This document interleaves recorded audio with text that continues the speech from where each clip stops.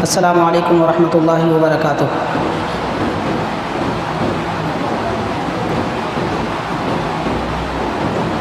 اللہ تعالیٰ کا بڑا احسان ہے کہ پروردگار نے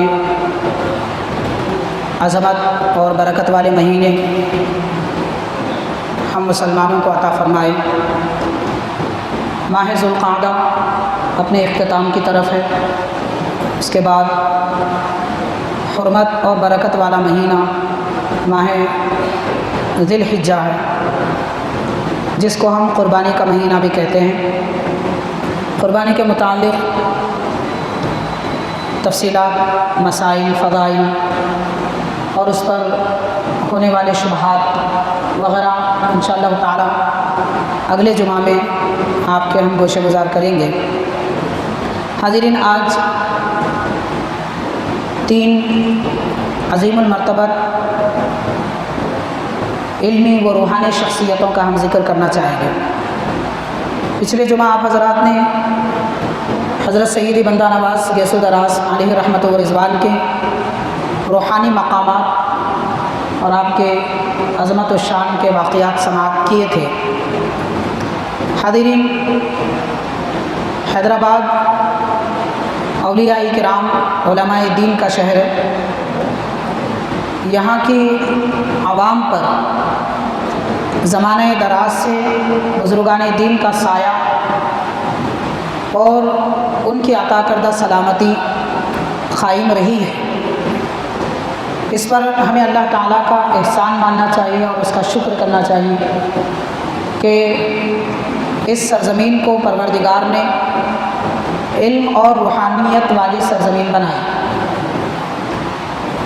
معزز حاضرین، تذکرہ اور بزرگان دین کے احوال، اس سے انسان کے قلب کو تازگی ملتی ہے، روحانی قوت ملتی ہے، توکل و یقین پیدا ہوتا ہے، احکامات الہیہ پر عمل کرنے کا خاص جذبہ پیدا ہوتا ہے اور دین اسلام کو سمجھنے میں آسانی ہوتی ہے۔ ہمارے لیے ان بزرگوں کی زندگیاں مشعل ہدایت ہیں، مشعل راہ ہیں کہ ان کی زندگی کا ایک ایک عمل اور ان کے احوال، عبادات، اخلاق، مجاہدے و ریاضتیں، ان سب سے ہمیں دنیا میں زندگی گزارنے کا طور طریقہ اور آخرت کی نعمتوں کا پتہ چلتا ہے۔ چنانچہ حاضرین، ہم پہلے 2 شخصیتوں کا ذکر کریں گے۔ وہ دونوں کا تعلق جامع نظامیہ سے۔ ایک بزرگ ہیں حضرت جامع معقول و منقول محدث کبیر حاجی منیر الدین علیہ رحمت و رضوان۔ آپ جامع نظامیہ کے شیخ الادب بھی تھے، شیخ الحدیث بھی تھے، اور حضرت محدث دکن علیہ رحمت و رضوان کے مرید بھی تھے۔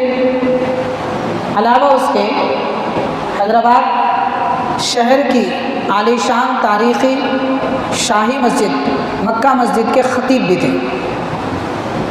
حضرت حاجی منیر الدین علیہ رحمت و رضوان، آپ کا یوم وصال 29 شوال گزر چکا ہے۔ آنے والے اور 2 بزرگوں کا یوم وصال ماہ ذی الحجہ کی 6 تاریخ ہے، تو اس مناسبت سے ان 2 بزرگوں کا ذکر ہم آپ کے سامنے کریں گے۔ ساتھ میں یہ بزرگ کا ذکر بھی شامل کر لیا گیا ہے تاکہ ان بزرگوں کے علماء کے احوال ہمیں معلوم ہو جائیں۔ ظاہر ہے بڑے بڑے دانشور لوگ یہ کہتے ہیں کہ جو قوم اپنا ماضی یاد رکھتی اس کا مستقبل روشن تابناک بنتا ہے۔ اگر ہم ہمارا ماضی بھلا دیں گے، پچھلی زندگی بھلا دیں گے، تو پھر ہمارا فیوچر بھی اچھا نہیں ہوگا۔ ہم اگر یہ چاہتے ہیں کہ ہمارا آنے والا زمانہ اچھا ہو، فیوچر اچھا ہو، اب فیوچر سے مراد بچی ہوئی زندگی کے دنیا کے ایام بھی ہیں اور موت کے بعد آنے والے ایام بھی ہیں۔ تو بہرحال وہ دونوں زمانے اگر ہم اچھے بنانا چاہتے ہیں تو ہمیں چاہیے کہ ہم اپنے ماضی کو یاد رکھیں۔ मुअज़्ज़ज़ हाज़िरीन, दुनिया इस बात को पसंद करती है कि दुनिया में जो अच्छे शख्स गुज़रे हैं उनके बारे में बताया जाए, सुना जाए, पढ़ा जाए, क्योंकि इस वक्त हम जिस मैदान में कदम रखे हैं वो रास्ता चलना हमारे लिए आसान होता है। चुनांचे हज़रत हाजी मुनीरुद्दीन रहमतुल्लाह अलैह आपके मुतालिक चंद ज़िंदगी के अहम पहलुओं पर हम रोशनी डालेंगे। ज़्यादा तफसीली बात नहीं कर सकेंगे क्योंकि वक्त उतना हमारे पास नहीं है कि तीन बुज़ुर्गों का तफसीली ज़िक्र किया जाए। हज़रत के मुतालिक लिखा जाता है कि आपके जद्द अमजद हज़रत हाजी मुनीरुद्दीन रहमतुल्लाह अलैह के जद्द अमजद हज़रत शाह जलाल यमानी अली रमा साहब तसनीफ़ वली और आलिम गुज़रे और उनकी किताबें कलकत्ता के म्यूज़ियम में महफूज है। हिंदुस्तान की आज़ादी में जिन लोगों ने हिस्सा लिया उनमें एक मशहूर शख्सियत है मौलाना अबुल कलाम आज़ाद। तो मौलाना अबुल कलाम आज़ाद कलकत्ता के म्यूज़ियम में हज़रत शाह जलाल यमानी रहमतुल्लाह अलैह की किताबें पढ़ते थे, उनका मुताला करते थे और उन किताबों का ज़िक्र अबुल कलाम आज़ाद ने अपनी किताबों में भी किया है कि ये किताबें इस मौजू पर बड़ी कारआमद है। न सिर्फ ये बल्कि हज़रत शाह जलाल यमानी रहमतुल्लाह अलैह के पोतरे हज़रत मुनीरुद्दीन रहमतुल्लाह अलैह अबुल कलाम आज़ाद का उनसे निहायत गहरा ताल्लुक़ भी था और वो हैदराबाद जब भी आते थे हज़रत हाजी मुनीरुद्दीन रहमतुल्लाह अलैह से बाज़ाब्ता मुलाकात करते थे। और एक बार वो जामिया निज़ामिया भी आए थे, दौरा वगैरह किया था, निज़ामिया की तारीफ़ भी उन्होंने की थी। तो बहरहाल हज़रत हाजी मुनीरुद्दीन रहमतुल्लाह अलैह शाह जलाल यमानी रहमतुल्लाह अलैह के औलाद अमजाद में से आपके नसब से ताल्लुक़ रखते हैं। आपके वालिद मोहतरम का नाम मोहम्मद अली रहमतुल्लाह अलैह। हज़रत हाजी मुनीरुद्दीन रहमतुल्लाह अलैह की विलादत आसाम में हुई।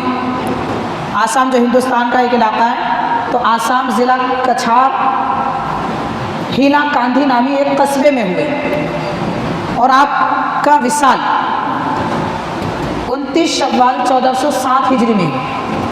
ये गालिबन 1441 हिजरी है, तो 29 शव्वाल 1407 हिजरी में आपका विसाल हुआ। हाज़िरीन, हज़रत अपने वालिद मोहतरम के साथ बचपन में आपके वालिद किसान का पेशा इख्तियार किए थे, खेती बाड़ी वगैरह किया करते थे। तो हज़रत हाजी मुनीरुद्दीन रहमतुल्लाह अलैह भी बचपन अपने वालिद के साथ उनका हाथ बटाने में गुजार दिया। जब कुछ बड़ी उम्र हुई यानी जवानी के दहलीज पर कदम रखे, 15-16 साल गालिबन आपकी उम्र हुई, तो उस वक्त अचानक आपके दिल की काया पलट गई। दिल में वो कहने लगे कि क्या ये ऐसी ज़िंदगी हम गुजार रहे हैं, ना पढ़ाई ना तालीम, अल्लाह के घर से दूर, अल्लाह के नबी के दरबार से दूर। दिल की काया अचानक पलट गई तो उन्होंने काबे शरीफ और मदीने पाक की ज़ियारत का उसी वक्त इरादा किया और तैयारी करके सीधा मक्का मुअज़्ज़मा चले गए। मदीने पाक में हाज़िरी दी नबी पाक सल्लल्लाहु अलैहि वसल्लम के दरबार अक़दस में। उसके बाद शहर मक्का में एक मदरसा उस वक्त चलता था जिसकी बुनियाद हज़रत रहमतुल्लाह किरानवी रहमतुल्लाह अलैह ने रखी थी। वो भी हिंदुस्तान के बुज़ुर्ग हैं। मक्के शरीफ जाकर वहाँ पर उन्होंने मदरसा कायम किया था और वो मदरसे की जो ज़िम्मेदारी उसकी कफ़ालत लिया करते थे, वहाँ पढ़ने वाले तलबा के खाने पीने रहने सहने का बंदोबस्त अपने खर्च पर जो करते थे, एक खातून थी, वो हैदराबाद की थी। तो ये हैदराबाद की तारीख़ है। यहाँ के बादशाह ने सबसे पहले, मीर उस्मान अली ख़ान साहब ने सबसे पहले इलेक्ट्रिकल इंतज़ाम शहर मक्का में, मदीने में, मस्जिद हराम में, मस्जिद नबवी में किया था। सबसे पहले लाइट अगर लगाई गई, करंट सप्लाई किया गया, तो हैदराबाद के बादशाह ने वहाँ पर किया था। और यहाँ एक मार्केट कायम की थी जिससे जो आमदनी वगैरह होती थी उससे शहर मदीना के गुरबा की परवरिश होती थी। मदीने पाक को फंड भेजा जाता था उस ज़माने में। मदीना मार्केट उसी नाम से मशहूर है। इस तरह हज़रत बानी जामिया निज़ामिया शेखुल इस्लाम रहमतुल्लाह अलैह ने बादशाह की जहन साजी फरमाई थी, उनको दीनदार बना दिया था, तो वो इस तरह के दीनी काम किया करते थे। बहरहाल शहर मक्का में जो मदरसा कायम किया गया उसका नाम था मदरसा सौलतिया। तो मदरसा सौलतिया में हज़रत हाजी मुनीरुद्दीन रहमतुल्लाह अलैह दाखिला लिए, वहाँ पर तालीम हासिल की। لیکن کچھ زمانے کے بعد میں وہاں پر توہم پرستی آ گئی، یعنی وہابیت عام ہونے لگی، سلطنت ختم ہو گئی، وہابیت عام ہونے لگی، تو آپ وہاں کی وہابیت کے ماحول سے بیزار ہو کر ہندوستان واپس آ گئے۔ اور جب آپ کو پتہ چلا کہ ہندوستان میں حیدرآباد دکن میں جامعہ نظامیہ ہے، تو پھر جامعہ نظامیہ میں آپ نے داخلہ لیا، تعلیم حاصل کی، پھر استاذ بنے، پھر شیخ الادب بنے، پھر شیخ الحدیث بنے۔ اسی لیے حضرت حاجی منیر الدین رحمۃ اللہ علیہ چونکہ تقریباً 8 سال عرب میں مکہ شریف میں گزارے تھے، آپ کی عربی عربوں کی طرح تھی، پانی کی طرح عربی بولتے تھے۔ عرب دنیا سے اس وقت کوئی عالم وغیرہ جامعہ نظامیہ کے دورے کے لیے آتے تو آپ جامعہ کا دورہ کراتے، تعارف کراتے، عربی زبان میں گفتگو فرمایا کرتے تھے۔ یہ حضرت حاجی منیر الدین رحمۃ اللہ علیہ کی مختصر سی تاریخ ہے، سیرت ہے، جو آپ کی ولادت سے لے کر جامعہ آنے تک کی۔ اب آپ کے اخلاق دیکھیے، کردار دیکھیے، علم کا انداز دیکھیے، آپ کی شان، آپ کی علمی شان کیا تھی، اور کتنے اہل سنت کے عقیدے پر پختہ تھے۔ باقی بنیادی عقائد، حضور پاک صلی اللہ علیہ وسلم کی علم غیب کی بات ہو، سرکار کی بے مثالی کی بات ہو، بے نظیری کی بات ہو، یا نبی پاک صلی اللہ علیہ وسلم کی نورانیت کی بات، یہ تو بنیادی عقیدے ہیں۔ معمولات اہل سنت میں بھی اگر کوئی خلل کی بات کی جاتی یا اعتراض ہوتا تو آپ فوراً بھڑک جاتے تھے اور دلائل کا انبار لگا دیتے تھے۔ چنانچہ لکھا جاتا ہے، ہمارے اساتذہ کرام نے ہمیں بیان کیا ہے کہ ایک سعودی عالم جامعہ نظامیہ دورے کے لیے آئے تھے، آج بھی بہت سارے علماء آتے ہیں، تو اس وقت بھی آیا کرتے تھے۔ جب عرب کے عالم یہاں پر آئے تو آپ نے حضرت حاجی منیر الدین رحمۃ اللہ علیہ نے انہیں دورہ کرایا، تعلیم کہاں ہوتی ہے، کیا تعلیم ہوتی ہے، اساتذہ کون ہیں، طلبہ کتنے ہیں، اور تدریس کا انداز کیا ہے، کس طرح لیکچر دیا جاتا ہے، یہ سب سمجھائے۔ پھر کتب خانہ گئے، پھر مسجد وغیرہ، یہ سب بتائے۔ اس دورے کے درمیان میں عرب کے عالم جو آئے تھے، جیسا کہ وہاں پر گنبدوں کا وجود نہیں ہے، اولیاء کرام کے مزارات پر گنبدوں کو تسلیم نہیں کیا جاتا، تو ان صاحب نے اعتراض کیا، وہ مولانا صاحب نے، شیخ الاسلام حضرت امام انوار اللہ فاروقی بانی جامعہ نظامیہ رحمۃ اللہ علیہ کے آستانے اور آپ کے درگاہ شریف پر گنبد دیکھ کر اس عالم نے کہا کہ یہ گنبد تو بدعت ہے، یہ کیوں بنایا گیا ہے؟ جب یہ علمی ادارہ ہے تو یہاں پر ایسی بدعتیں کیوں ہو رہی ہیں؟ یہ اعتراض کیا۔ تو حضرت حاجی منیر الدین رحمۃ اللہ علیہ نے دلائل دی، گنبد بنانے پر مزارات پہ چھت کب سے تھی، کھلا ماحول نہیں تھا، چھت بھی بنائے گئے، گنبدیں بھی بنائے گئے، کب سے یہ چلا سلسلہ، وہ ساری روایتیں، احادیث کی باتیں وغیرہ سب آپ نے دلائل دی۔ تو یہ سب دلیل سننے کے بعد اس شخص نے کہا، عالم سے، عرب کے عالم نے، کہ کیا یہ حدیث بخاری میں ہے، مسلم میں ہے، جیسا کہ ان کا طریقہ ہوتا ہے بولنے کا۔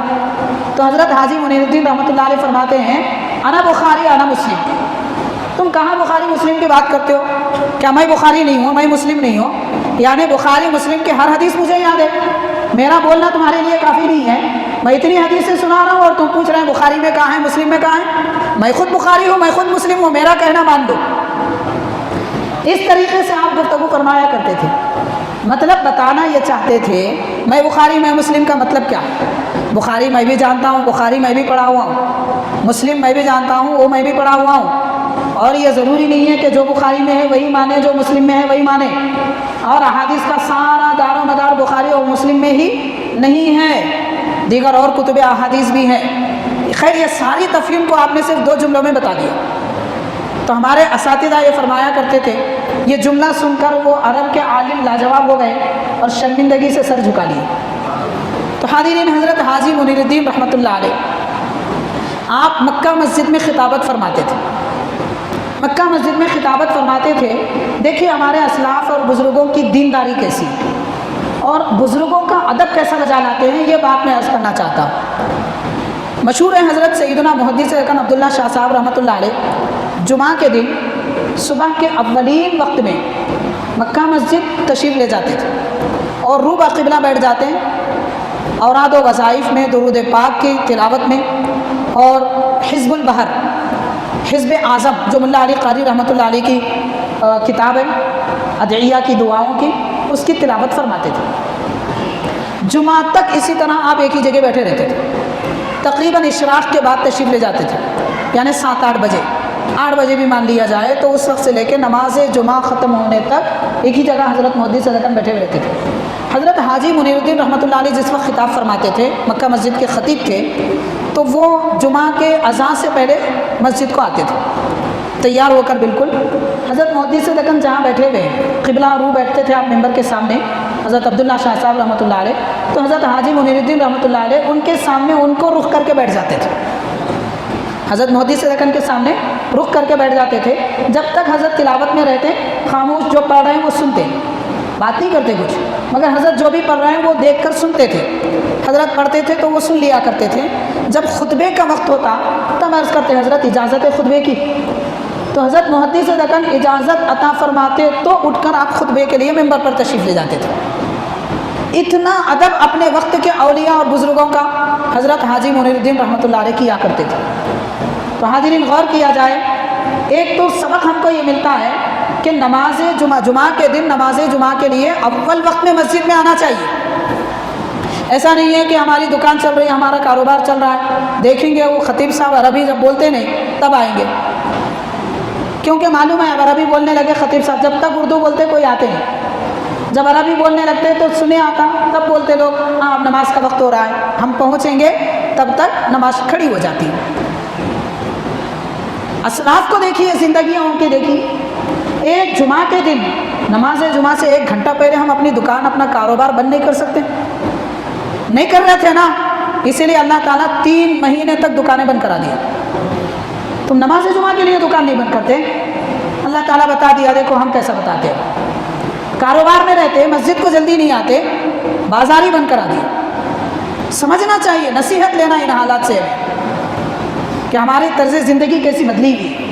خیر تو حاضرین، ایک تو وہ سبب، دوسرا وقت کے امام ہے. مصلی پر کھڑے رہنا کوئی معمولی بات نہیں ہے. مصلی اللہ کی بڑی نعمت ہے، اور یہاں کھڑا ہونا بھی کوئی معمولی بات نہیں ہے. واقعی طور پر ہونا یہ چاہیے جب مصلی پر قدم رکھتے ہیں تو دل سے مصلی کو چوم لیا جائے، کیونکہ یہ مقدس مقام ہے. اللہ تعالیٰ وہاں ٹھہرنے کی توفیق دے رہا ہے، قابل بنایا، رب کا بڑا احسان ہے. اتنی بڑی نعمت ہے، وہ نعمت رکھتے ہیں مگر اپنے مصلی پہ آ کے نہیں بیٹھتے.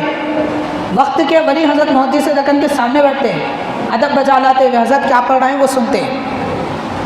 وہ خود بھی پڑھ سکتے تھے نا، لیکن وہ ایک ولی کی زبان سے درود سننا چاہتے تھے، ولی کی زبان سے حزب اعظم سننا چاہتے تھے. یہ ادب تھا ان کا، بزرگوں کا. آئے حضرت بیٹھے چلے گئے، ہمارے کو کیا کرنا ہے، یہ معاملہ نہیں تھا، کیونکہ وہ جانتے تھے ان کے در پہ بیٹھنے سے کیا کیا نعمتیں ملتی ہیں. بہرحال حاضرین، حضرت حاجی منیر الدین رحمۃ اللہ علیہ کی زندگی سے ہم کو یہ سبق ملتا ہے. جامع نظامیہ کے شیخ الادب اور شیخ الحدیث دو عہدوں پر فائز تھے، استاذ بھی تھے، طالب علم بھی تھے پہلے. اور اس کے ساتھ آپ کی زندگی کا ایک حال اور ایک واقعہ یہ بھی بیان کیا جاتا ہے. سادگی دیکھیے، علماء کرام میں بڑی سادگی ہوتی ہے، اس کو لوگ نہیں سمجھ پاتے عام طور پر. اب اگر ہم میں نہیں ہے تو ہمیں سیکھنا چاہیے. جو علم سیکھ رہے ہیں، جو علم سیکھ چکے ہیں، جو علم کے میدان میں آئے ہیں، اگر بزرگوں کا طور طریقہ نہیں لیتے، ہمارے اسلاف، ہمارے اساتذہ کی صورت اگر نہیں بناتے تو پھر یہ علم بیکار ہے. ان کی سادگی دیکھیے، کیسے سادہ دل لوگ تھے، سادہ لوح لوگ تھے. حضرت حاجی منیر الدین رحمۃ اللہ علیہ اپنے گھر سے جامع نظامیہ روزانہ رکشے میں آتے تھے، اور رکشے والے کو ایک چارانے دیتے تھے، چمنی دیتے تھے. اس وقت جو کرایہ لگتا تھا، کبھی رکشہ نہیں ملتا تو پیدل آ جاتے تھے. جامع نظامیہ میں داخل ہونے کے بعد سب سے پہلے جو طالب علم ملتا اسے وہ چارانے دے دیتے اور فرماتے کہ یہ رکشے والے کی مزدوری تھی، وہ نہیں ملا، تم کھا لو اور تم خوشی منا لو. چارانے کوئی اس وقت معمولی بات بھی نہیں تھی. ہو سکتا ہے اس زمانے کے 30-40 روپے کے برابر ہے، عام طور پہ کرایہ اتنا ہی تو لگتا ہے آج کل. تو ایک پڑھنے والے طالب علم کے لیے 30-40 روپے اس وقت بھی بڑی بات ہے. تو حاضرین، اس طریقے سے طریقہ یہ تھا کہ آج بچت ہوئی سمجھ کر وہ پیسے اپنی جیب میں نہیں رکھتے، کسی کے کام میں لاتے، خاص طور پر دینی علم حاصل کرنے والوں کے حوالے کر دیتے.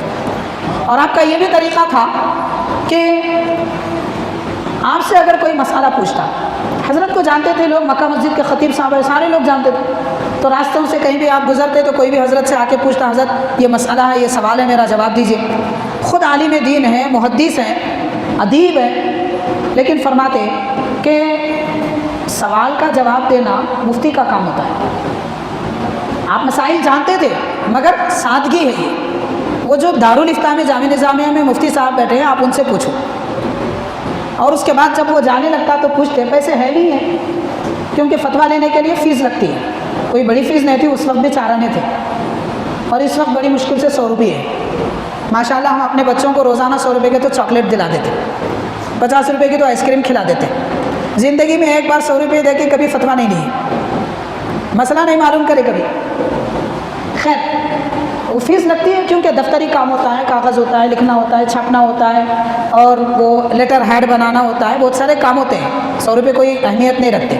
خیر جو بھی ہے، تو جو فیس لگتی ہے فرماتے پیسے ہیں. اگر وہ کہتا غریب ہوتا اور کہتا کہ حضرت میرے پاس پیسے نہیں ہیں تو اسے 4 آنے دے. تو فرماتے یہ فیس ہے، تو جا ادا کر لے، چونکہ میرے سے پوچھا تھا نا، میں جواب نہیں دے سکتا.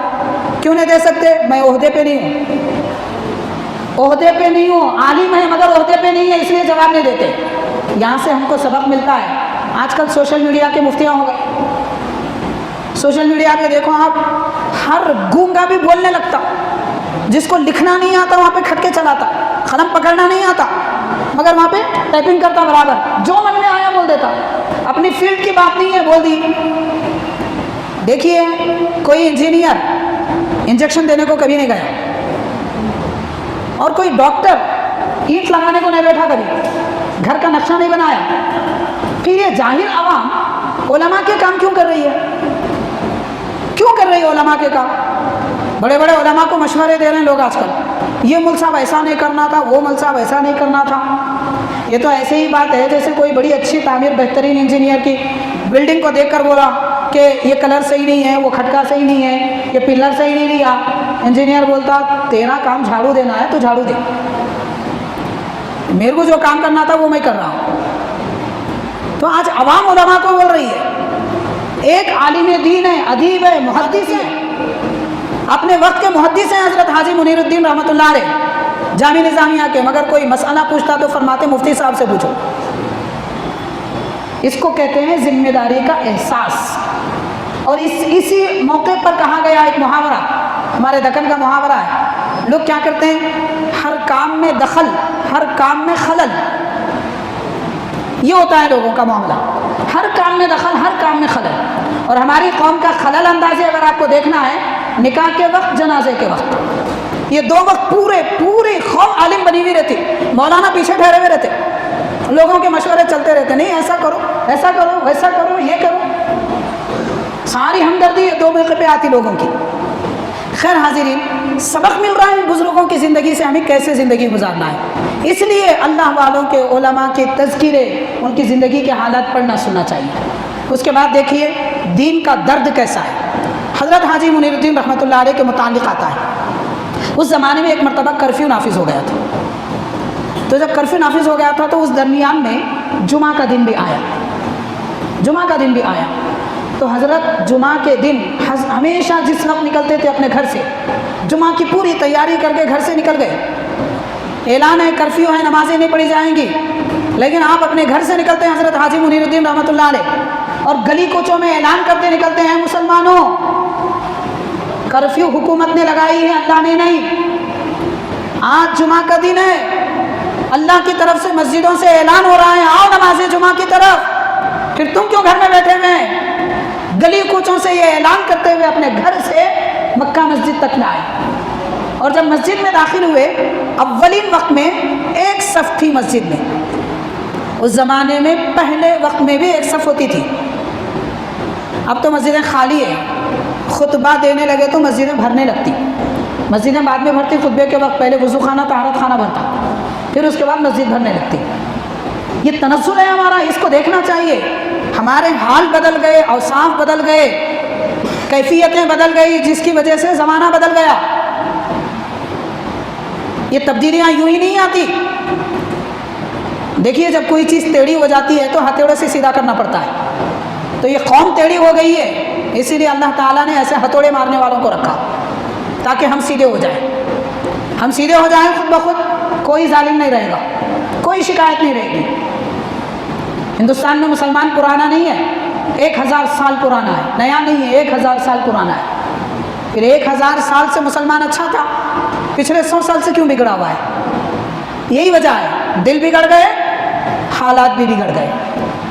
تو اس وقت ایک سب مسجد تھی، کرفیو کا عالم تھا، जुमा के अव्वलिन वक्त में एक सब थी। मस्जिद में दाखिल होने के बाद हज़रत हाजी मुनीरुद्दीन रहमतुल्लाह अलैह की आंखों से इतने आंसू निकले थे, आंखें डुबडुबा जाते हैं, फर्श गीला हो जाता है, और आप दुआ करते हैं परवरदिगार ये कैसा हाल आ गया मुस्लिम कौम पर। जुमा के दिन इतने लोग मस्जिद में, हमारी कौम को अल्लाह तौफीक दे, समझ दे, रो दिया करते थे, मस्जिदों को वीरान देखकर रोते थे और अपनी ताकत के मुताबिक कोशिश करते थे कि मस्जिद आबाद हो जाए। इस दौर में हज़रत हाजी मुनीरुद्दीन रहमतुल्लाह अलैह की ज़िंदगी हमें सबक दे रही है मोमिन कैसा होता है और किस तदबीर से मस्जिदों को आबाद करता है। बहरहाल हाज़रीन, ऐसे बहुत सारे वाक़यात हैं आपको, ये मुख्तसर चंद बातें हमने आपकी खिदमत में रखी। दूसरे बुज़ुर्ग जो जामी निज़ामिया के शेखुल जामिया गुज़रे और हज़रत शेखुल इस्लाम बानी जामी निज़ामिया इमाम अनवारुल्लाह फ़ारूक़ी रहमतुल्लाह अलैह के शागिर्द रशीद गुज़रे, बल्कि आपके खलीफा हैं हज़रत मुफ्ती रहीमुद्दीन रहमतुल्लाह अलैह। इन्होंने भी जामी निज़ामिया में इब्तदाई तालीम हासिल की, बड़े बड़े असातिज़ा से इल्म सीखा, फिर शेखुल इस्लाम हज़रत बानी जामिया रहमतुल्लाह अलैह के पास इल्म हासिल किया, आपके हाथ पर बैत भी की और हज़रत शेखुल इस्लाम ने आपको अपनी खिलाफत भी अता फ़रमाई। हज़रत मुफ्ती रहीमुद्दीन रहमतुल्लाह अलैह कौन बुज़ुर्ग हैं? अब इस वक्त जामी निज़ामिया में दारुल इफ्ता में जो मुफ्ती मौजूद हैं हज़रत मुफ्ती आज़म मुफ्ती अदीमुद्दीन दामत बरकातुहुल आलिया, उनके चचा हैं। हज़रत मुफ्ती अदीमुद्दीन साहब क़िबला दामत बरकातुहुम अपने चचा की तरबियत में रहकर फ़तवा नवीसी सीखे और मुफ्ती अज़ीमुद्दीन साहब की उम्र 17 साल थी तब मुफ्ती बने। उम्र सिर्फ 17 साल थी तब मुफ्ती बने थे, इफ्ता पे बैठे थे और फतवा देने के लिए। तो खैर हज़रत मुफ्ती रहीमुद्दीन रहमतुल्लाह अलैह की ज़िंदगी कैसी पाकबाज़ है आप ये जानिए। आपका उर्स मुबारक, आपका विसाल 6 ज़िलहिज्जा को हुआ, आने वाले ज़िलहिज्जा का महीना है, उसकी 6 तारीख़ को आपका विसाल रात में 11:15 बजे हुआ और उस वक्त साल था 1389 हिजरी थी। तो हाज़रीन, हज़रत के मुतालिक ये लिखा जाता है, हज़रत मुफ्ती रहीमुद्दीन रहमतुल्लाह अलैह आपका तरीक़ा क्या था, अखलाक देखिए बुज़ुर्गों के। ये इनकी कमाई तो पहले कम होती थी उलमा की, मदरसों में क्या ज़्यादा मिलता है, इमामत करने वाले को कौन सी बड़ी तनख्वाह मिलती है? कोई बड़ी कमाई करने वाला खर्च करता है तो बात समझ में आती है कोई पैसा है खर्च करेगा, लेकिन ये उलमा जो मिला उसको चारा नहीं देते थे, जो मिला उसको पैसे देते थे। आखिर इनकी कमाई क्या थी? कमाई कम होती है तभी खर्च करते हैं, क्योंकि दौलत ज़्यादा आ गई तो दौलत की मोहब्बत दिल में आती। ये कदीम लोग कहते हैं दौलत पीछे ही लत है, दौलत में पीछे ही लत है, तो लत लग जाती है तो दौलत मिली तो। इसलिए दुआ करना, मौला दौलत दिया तो दिल दे, ऐसा दिल दे कि तेरी राह में खर्च करो। खर्च तो सब करते, शादियों के स्टेज पे 1.5 लाख रुपये, एक शादी खाने का किराया 4 घंटे के लिए 2 लाख रुपये, पटाखे फोड़ूंगा 50,000 के। कोई गरीब अगर दरवाजे पे शादी खाने के नज़र आया तो धक्के मार के निकालूंगा। लत है ये। लेकिन इन उलमा की ज़िंदगी से सबक मिलता है, इनकी कमाई कोई बड़ी नहीं थी, कोई लाखों की आमदनी नहीं थी, मगर खर्च किया करते थे। तो हज़रत मुफ्ती रहीमुद्दीन रहमतुल्लाह अलैह का हाल ये था, अपने वक्त के बड़े मुफ्ती हैं, जामी निज़ामिया में भी आपने फतवे दिए और अलावा उसके हुकूमती एक इदारा था अस्सदारतुल आलिया, अस्सदारतुल आलिया, एक था अदालत आलिया। इस्लामी सल्तनत हुकूमत में, उस्मानिया हुकूमत में एक था अदालत आलिया और एक था सदारत आलिया। सदारत आलिया में उलमा मुफ्तियों की कमेटी होती थी और अदालत आलिया में जज और वकीलों की कमेटी होती थी। तो यहाँ से फतवा निकलता, वहाँ से हुक्म जारी होता। तो सदारतुल आलिया के मुफ्ती थे हज़रत मुफ्ती रहीमुद्दीन रहमतुल्लाह अलैह, हज़रत शेखुल इस्लाम बानी जामिया के शागिर्द हैं। तो हज़रत का हाल ये था कि वक्त के मुफ्ती हैं, मगर सादगी देखिए, अगर आपको कहीं जाना होता तो अपने साथ कोई और होते, किसी के साथ शहर में या बैरून शहर सफ़र करते तो सवारी का खर्च पहले ही आप उस आदमी को दे देते, दूसरे को देने का मौका ही नहीं देते। मान लीजिए कि रिक्शे में बैठे तो पहले सवारी दे देते, खर्च दे देते, पहले किराया पहले दे देते, दूसरा जान नहीं पाता جب بعد میں وہ دینے کی کوشش کرتا تب پتہ چلتا حضرت پہلے ہی دے دی. اور اگر کوئی زبردستی کرتا تو اسے ڈانٹتے تھے اور فرماتے تھے کہ میرے پاس بے ادبی کرتا ہے, میں دینا چاہتا ہوں اور تو دخل اندازی کرتا ہے. اس طرح کہہ کے ڈرا کے اسے خاموش بٹھا دیتے تھے, لیکن اس کے ہاتھ سے کرایہ نہیں دلواتے تھے. حاضرین, دل ہوتا ہے دل, تو یہ دل ہونا چاہیے. آج ہم آدھی پیالی چائے بھی پیتے ہیں, میں دوں گا, جیب میں ہاتھ رہتا نکلتا نہیں, میں دیتا ہوں, وہ دیتا ہوں میں تیسرا دے دیتا ہوں. کیوں چاپلوسی کر رہے ہیں بھائی؟ دینا ہے تو سیدھا دیجیے, نہیں تو ہاتھ بن کے ٹھہریے, کیا فرق پڑنے کا ہے؟ آدھی پیالی چائے کے لیے چمنی اٹھنی 5-10 روپے کے لیے, یہ بخالت. اور ادھر حال یہ تھا بزرگوں کا کہ پتہ ہی نہیں چلتا تھا, پہلے ہی دے دیتے تھے. یہ سخاوت ہوتی ہے. علماء اولیاء سے سیکھنا چاہیے سخاوت کس کو کہتے ہیں. اپنی شان بان دکھانے کے لیے شادیوں میں خرچ کرنا سخاوت نہیں ہے, کسی کو پتہ ہی نہ چلے اس طریقے سے دینا سخاوت ہے. اس لیے آپ دیکھیں گے آج ہماری قوم کا حال کیا ہے. اگر آپ کسی مالدار سے بولیے جناب میں وہاں پہ کھانا کھلا رہا ہوں, ذرا آپ پیسے دے دیجئے, تو انہوں پورا سودا اتار دیتے اور دیکھ کے پاس کھڑے رہتے. کیوں؟ انہوں کھلا رہے بول کے معلوم ہوتا. اس کے برخلاف میں فلاں گھرانہ بیچارہ غریب ہے, 1 مہینے سے پریشان ہے, آپ ذرا اس کے گھر میں غلہ ڈلا دیجئے, 10 روپے میں دیں گے. نام نہیں ہوتا نا وہاں پہ, دکھتا نہیں, تو دکھنے کی جگہ خرچ کرتے کرنے بھی والے. لیکن بزرگوں کی زندگی سبق دے رہی ہے کہ ایسے خرچ کرو. یہ خرچ کرنے کا مزاج مسلمانوں سے ختم ہوتا جا رہا ہے. اگر کرتے ہیں تو بیچا, اسراف میں, بیکار میں, کسی کا کوئی فائدہ نہیں ہوتا, اس طرح خرچ کرتے ہیں. بہرحال حاضرین, حضرت مفتی رحیم الدین رحمۃ اللہ علیہ کا یہ طریقہ کار تھا. اب اس کے بعد دیکھیے آپ کے متعلق یہ بھی لکھا جاتا ہے, آپ ایک دن جتنی دعوتیں آپ کے سب میں شریک ہوتے تھے. یہ آج بھی ہم ہمارے جامع نظامیہ کے علماء میں یہ وصف یہ اچھائی دیکھتے ہیں کہ دعوت کتنے, ایک دن میں 4 بھی آ گئے تو 4 جگہ جاتے, کھاتے کہیں نہیں, ایک جگہ تھوڑا چکھ لیتے ہیں, باقی سب کو بول دیتے خدا حافظ, بس صرف جاتے مبارکبادی دیتے, ملاقات کرتے, آ جاتے. کوئی اصرار کرے تو 1 چمچہ 1 لقمہ لے لیتے ہیں, ایک اور بات ہے, لیکن شرکت کرتے ہیں. حضرت مفتی رحیم الدین رحمۃ اللہ علیہ بھی دعوتوں میں بڑے اہتمام سے شریک ہوتے تھے.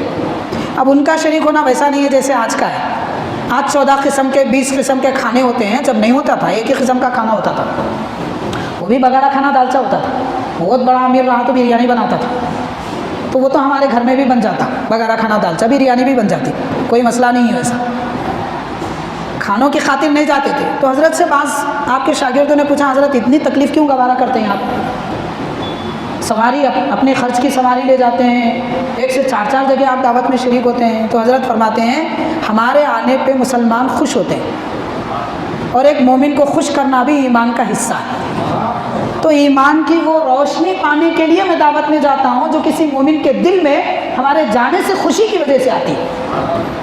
تو دعوت میں شرکت بھی ایمان کی خاطر ہے, کھانے کی خاطر نہیں ہے. سبق دے رہے ہیں, ذہن کے گرہیں کھول رہے ہیں, کام بھی کیا جائے تو کیوں کیا جائے.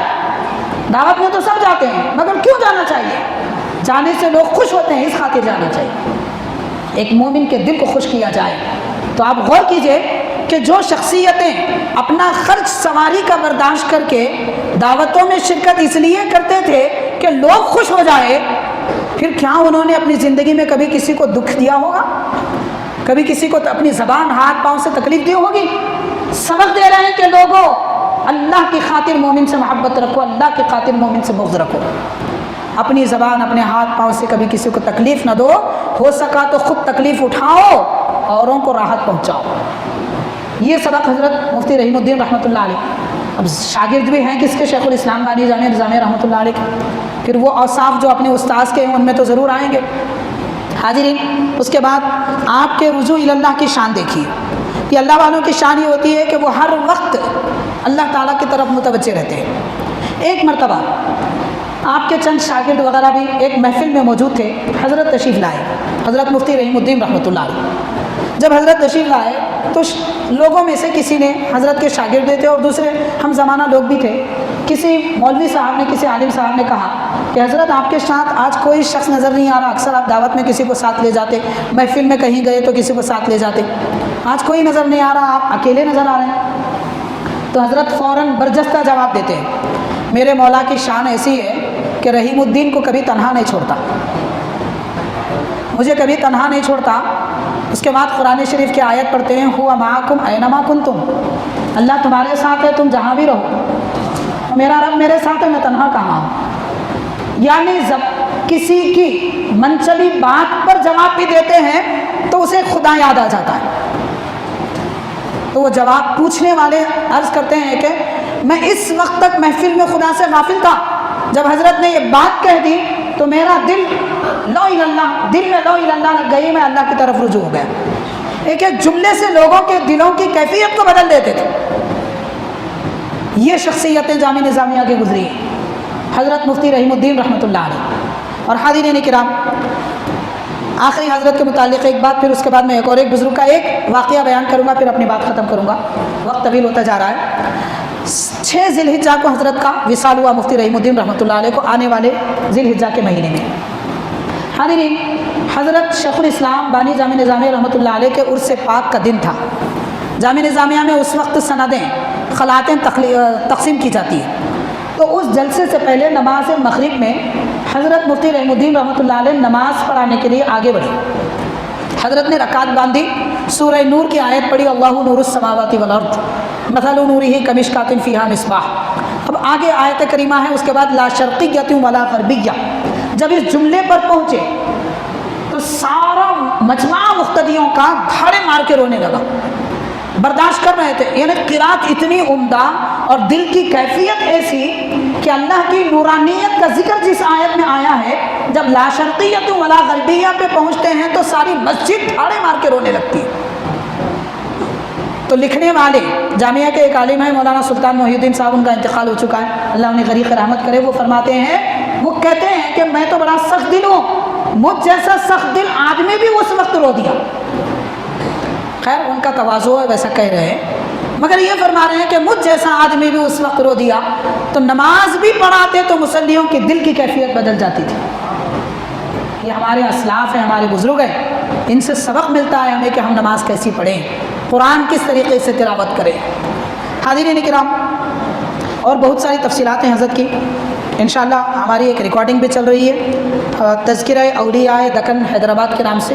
حیدرآباد کے تقریباً جتنے بزرگان دین ہیں تسلسل کے ساتھ ان کا ذکر آ رہا ہے، آپ حضرات یوٹیوب پہ سرچ کر کے اس کو دیکھ سکتے ہیں، بزرگوں کی زندگیوں کے حالات آپ کو پتہ چلیں گے انشاءاللہ، اس میں بھی ہم اور تفصیل سے عرض کریں گے یہ 2 بزرگوں کا ذکر۔ حاضرین، 6 ذی الحجہ جو تاریخ آنے والی ہے، اس میں حیدرآباد کے ایک بڑی عالم علمی روحانی شخصیت حضرت زما خان شہید رحمۃ اللہ علیہ کی شہادت ہوئی۔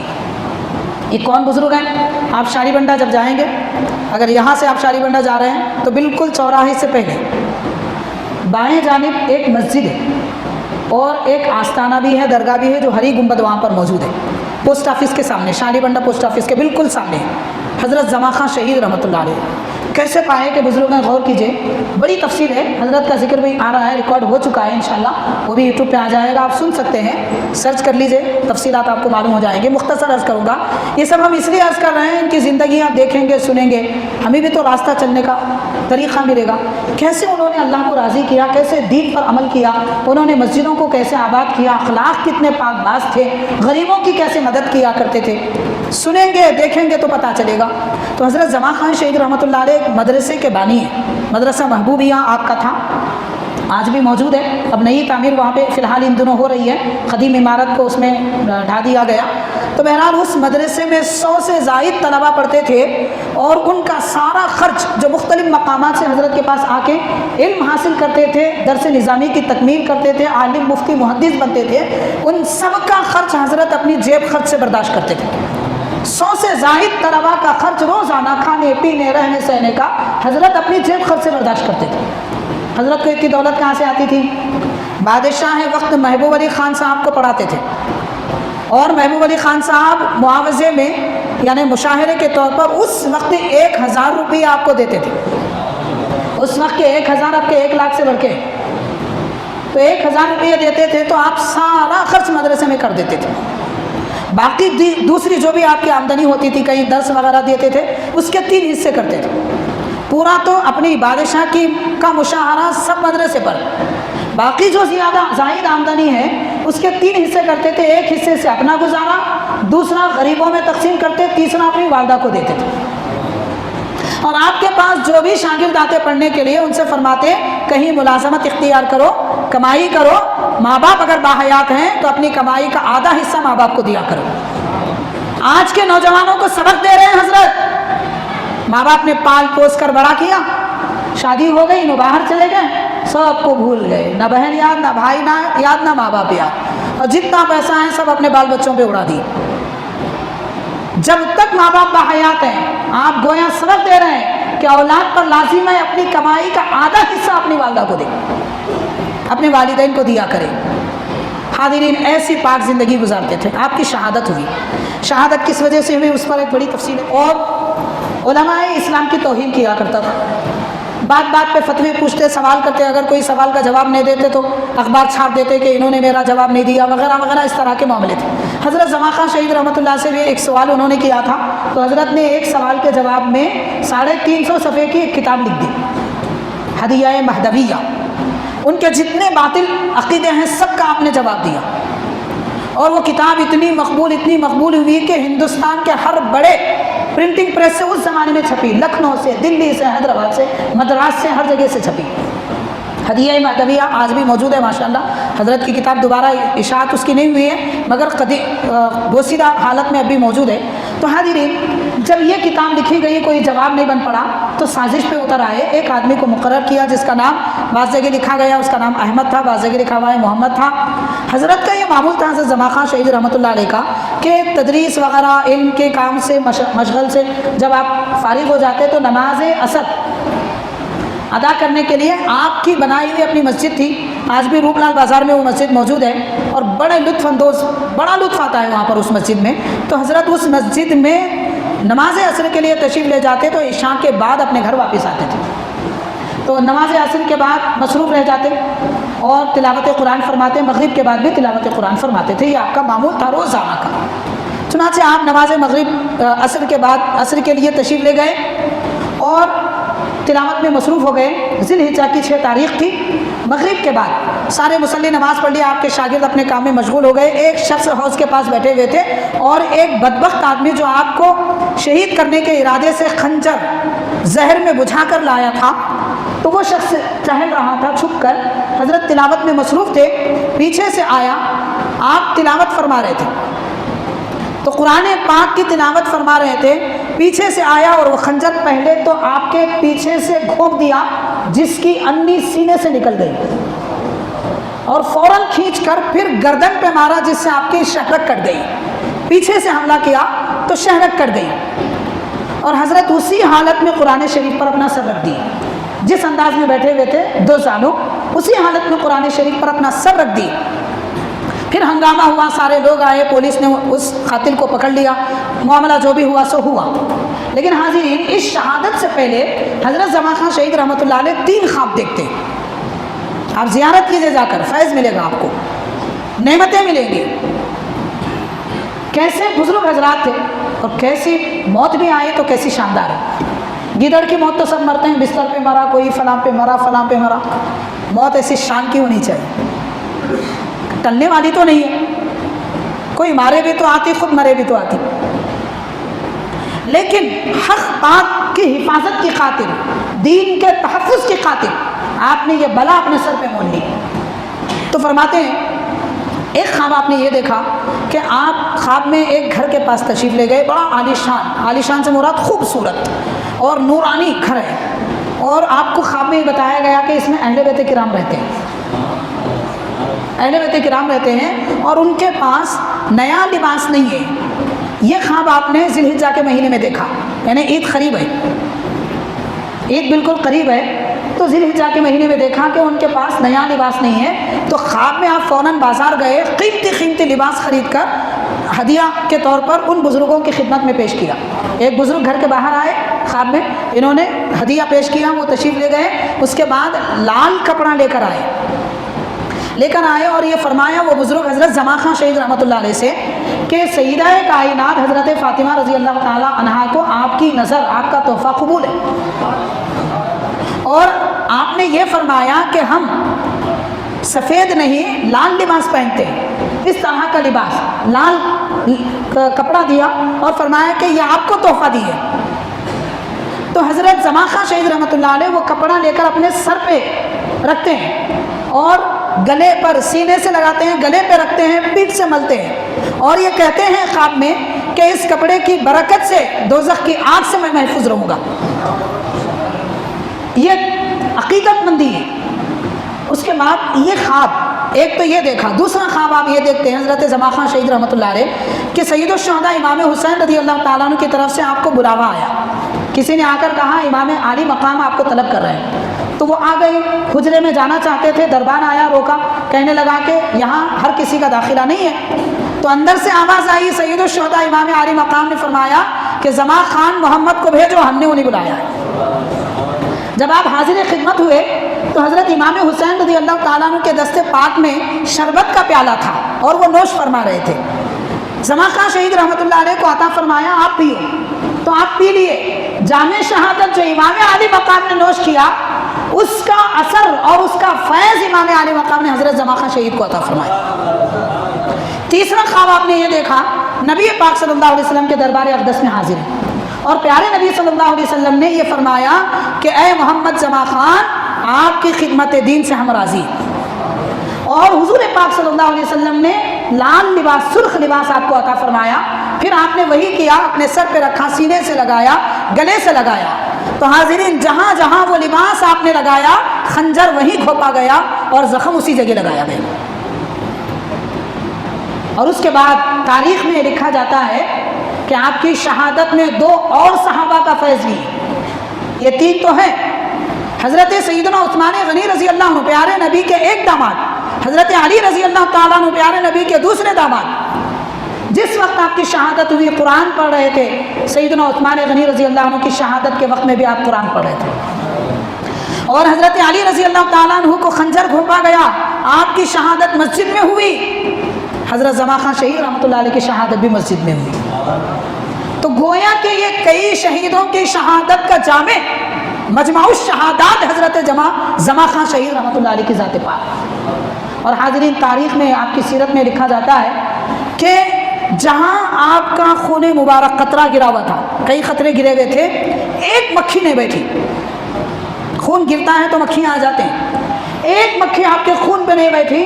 وہیں جو قاتل تھا، جب پولیس نے اسے مارا، زخمی کیا، تو وہاں پر سینکڑوں مکھیاں پڑی ہوئی تھیں۔ شہید کا خون کتنا پاک ہوتا ہے۔ اور حاضرین، حضرت زمان خان شہید رحمۃ اللہ علیہ کو خواب میں لباس سیدہ کائنات نبی پاک صلی اللہ علیہ وسلم نے عطا فرمایا تھا، اور آپ کی شان ایسی تھی کہ اسی لباس میں جو لباس آپ پہنے ہوئے تھے، اسی لباس میں آپ کی تدفین ہوئی۔ یعنی لباس باطنی طور پر خواب میں دیا گیا تھا، آپ کا لباس تک نہیں بدلا گیا، کفن تک نہیں دیا گیا، کیونکہ شہید کو کفن نہیں دیا جاتا، اسی لباس میں دفن کیا جاتا ہے۔ اور یہ بھی لکھا جاتا ہے آپ کی سیرت میں کہ صبر، تحمل، قوت برداشت پر قربان۔ قرآن پاک موجود ہے، مسجد میں موجود ہے، شہادت کا جام پلایا جا رہا ہے، بے ادبی نہ ہو جائے۔ حاضرین، جب کسی آدمی کو مارا جائے تو تڑپتا ہے، ہاتھ پاؤں گھسنے کے نشان ہوتے ہیں، کوئی نشان نہیں تھا۔